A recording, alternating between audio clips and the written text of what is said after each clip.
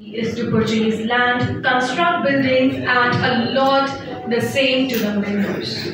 India is eagerly looking forward to celebrating the 75th year of independence. This year, our organization, Nari Shakti Women Welfare Charitable Trust, has decided to organize an awareness press meet for the society. Fulfill their dreams. Every individual collective participation will contribute to the nation's progress. And this is the vision of our Prime Minister.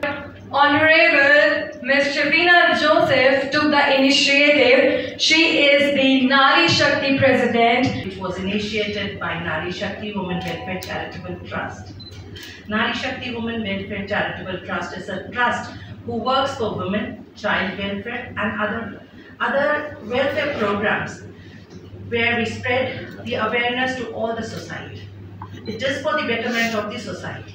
Today I have the opportunity to share all my views towards my members and clear up their doubts. In Karnataka, we have developed the rural development there in that manner where the women are empowered. They've been given work, they are self-dependent now. We give awareness programs are central.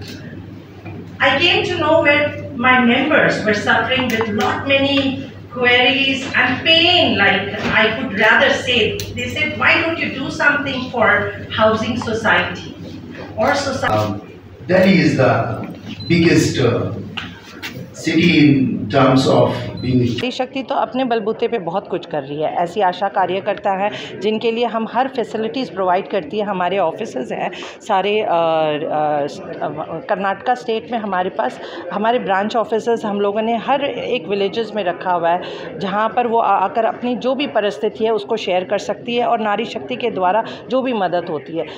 मैं जाकर government को knock नहीं करती हूँ। मैं कहती हूँ जो हमारे बस की है हम वो करते हैं। पर आज जब बहुत मजबूर हो गई हूँ तो यहाँ पे दिल्ली में खड़े होकर ये अवेयरनेस दे रही हूँ और कहती हूँ कि लोग मेरे साथ शामिल हों और मेरे साथ इस लड़ाई में पहल करें। Welfare charitable trust, Belagavi, Karnataka. सोसाइटियों के हित के लिए, फार्मर्स के हित के लिए और जो ट्रस्ट सोसाइटीज़, जो हाउसिंग सोसाइटी है उनके हित के लिए, क्योंकि कई सारी चीज़ें ऐसी जो रुकावटें पैदा करती है हमारी पॉलिसीज़ को लेकर। जैसे कोई भी अलॉटमेंट होती है, डिले होता है काम, जिसके लिए सोसाइटीज़ सफ़र करती है।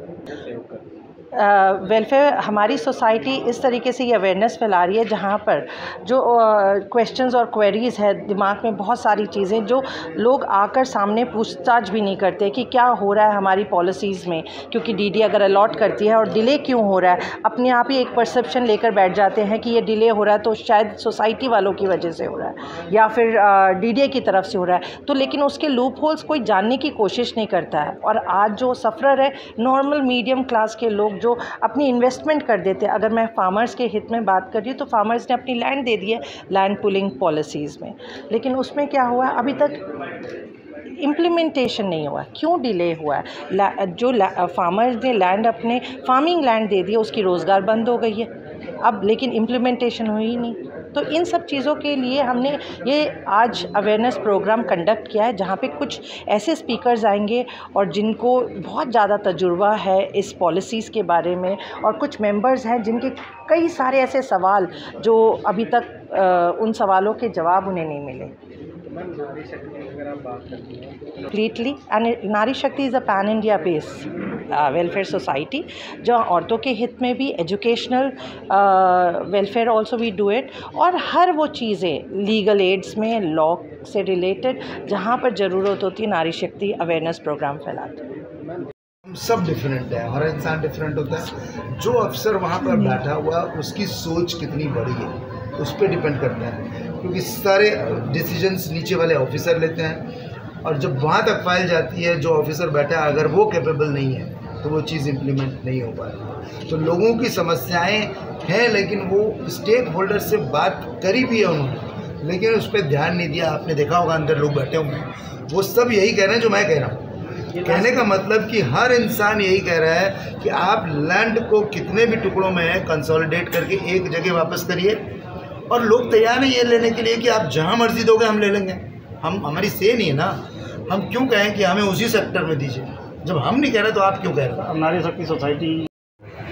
अब आप बताइए कि 2 बेडरूम का फ्लैट क्या हम ले सकते हैं? 1,27,00,000 का, उसमें भी 10-15 लाख और लगाएंगे तो 1.5 करोड़ का 2 बेडरूम का फ्लैट आम इंसान नहीं ले सकता। तो डीडीए की पॉलिसी फेल होने का रीज़न यही है कि आम आदमी की रीत से बाहर हो गया है। तो पहली चीज़ तो आप कंस्ट्रक्शन अपना क्वालिटी सुधारिए।